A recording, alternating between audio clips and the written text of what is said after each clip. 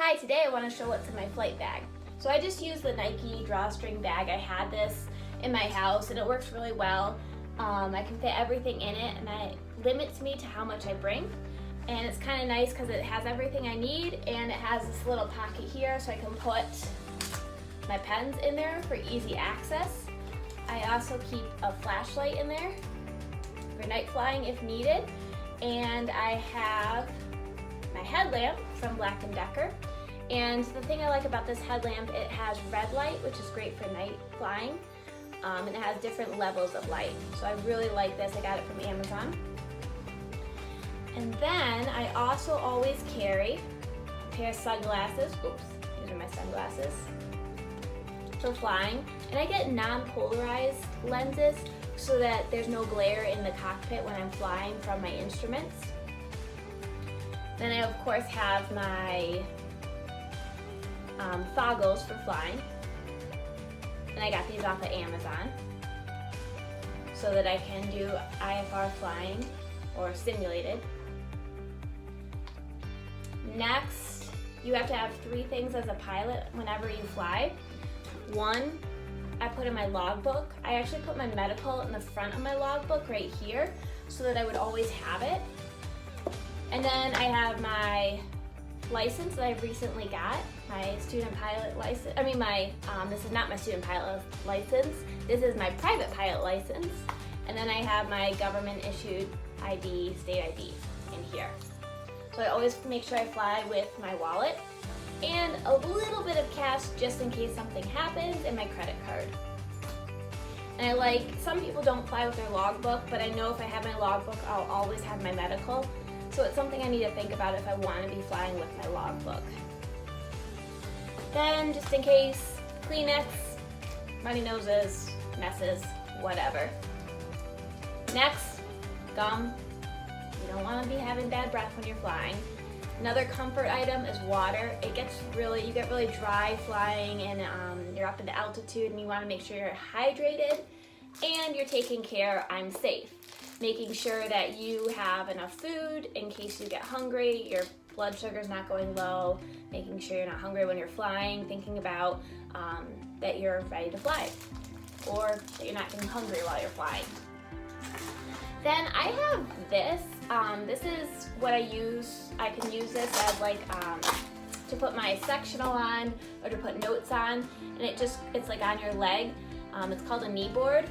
I like it because it's small. However, the diamond that I fly is a stick, and it once kind of got, this kind of got in the way. So I've just been used to just kind of putting my notes in my sectional on the side of me, and it's always there, and it just lodges right next to the side of the plane in my leg. So that works really well. So I have not really used this. I think it's a great tool. I love this one. It's small.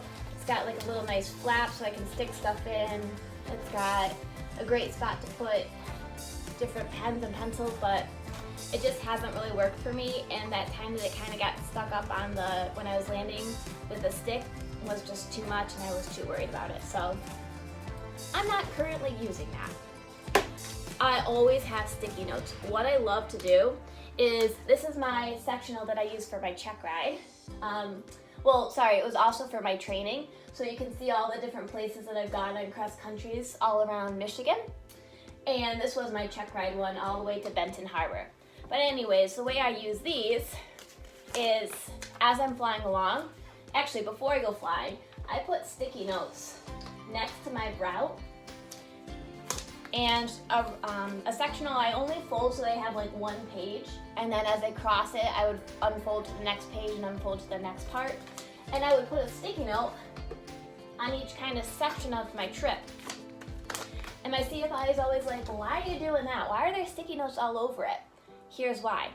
As I flew along here, I would write down the numbers or the radio frequencies that ATC would give me. That way I'm not always searching for a sticky note or trying to find a spot to put it. I have a sticky note here.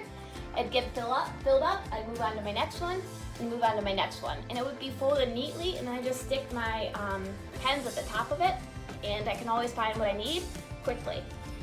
So that's why I have sticky notes, and they worked really well for me.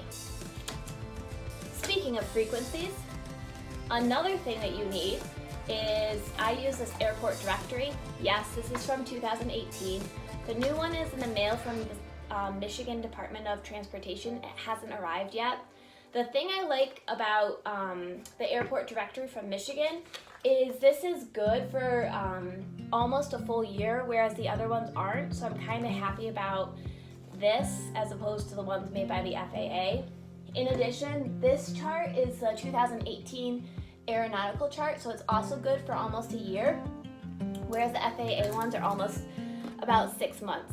So I like using the Michigan ones. However, they're not as updated, and they have different things on them. So I just kind of, you know, depending on the trip and depending on the checkpoints that I have, sometimes I will take the FAA sectional.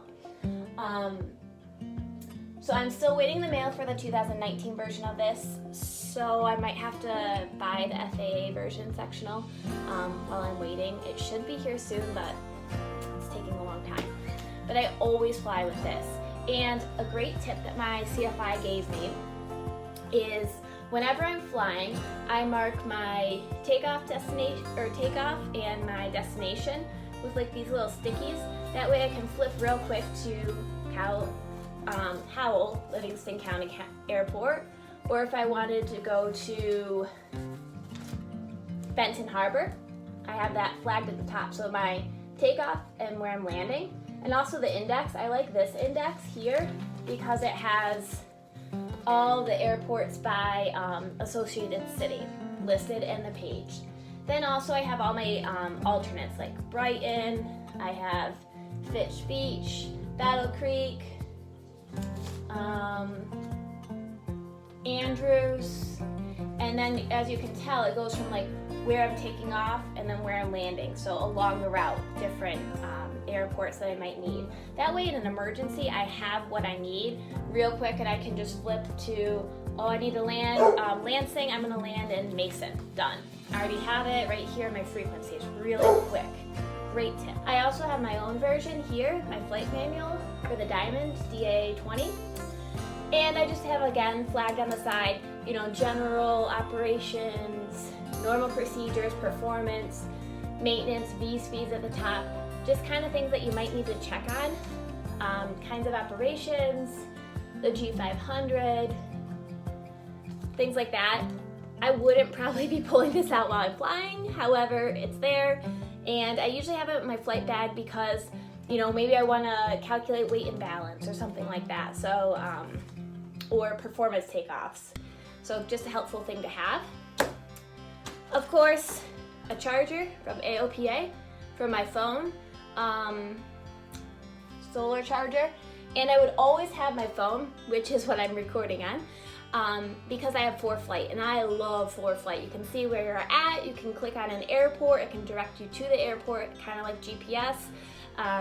So when I was doing my student pilot, I would put it in on my ForeFlight and have it sitting in the passenger seat when I did my solo cross countries, but I flew primarily on charts because that's how you're flying for the test.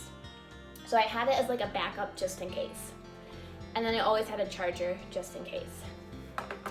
Something I learned last summer is flying in a low wing allows a lot of sunlight in. Sunscreen. I'm putting that in my flight bag now to protect my skin. Extra batteries. How bad would it be if your headset ran out of batteries? So I always have extra batteries.